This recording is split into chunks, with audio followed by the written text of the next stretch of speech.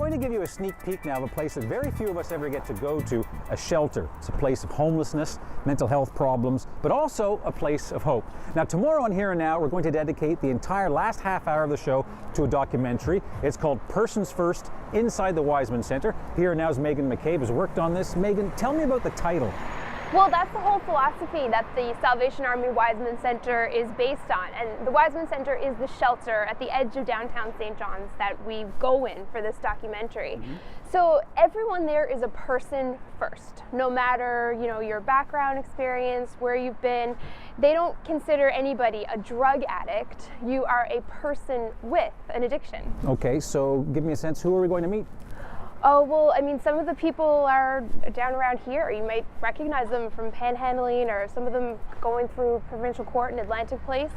And they're all there with these really heartbreaking stories that they shared with us. And everyone that we spoke with is really incredibly intelligent and articulate and just want people to know what their lives have been like. All right, so obviously it's going to be very emotional. You're going to give us a sense of what we're going to see?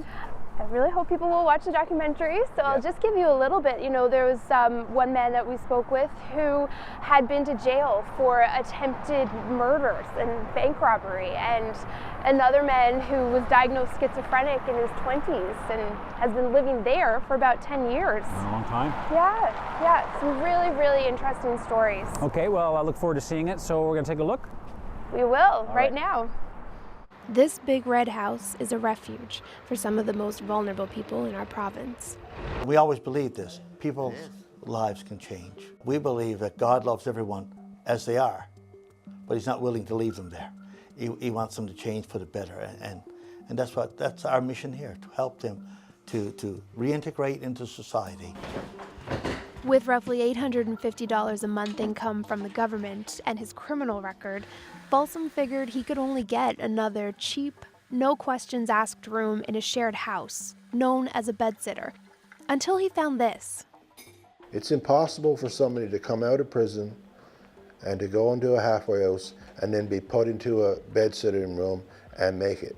I consider myself very lucky to be here today in a pretty secure environment for me to be able to write and play my music and to be left alone when I want to be left alone and to socialize when I want to socialize. I think your bus pass is That's all right. If I need it, I can get it after supper. Jody White is from Salmon Cove. He's on the temporary floor, hoping the staff's help finding housing and the Narcotics Anonymous meetings upstairs will straighten him out.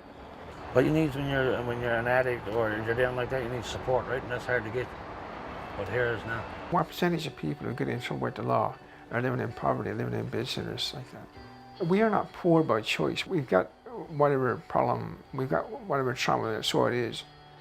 And so, give us a decent place to live, enough money to live on, then come sit down and engage us. We'll talk to you, We'll find the words to heal up these problems.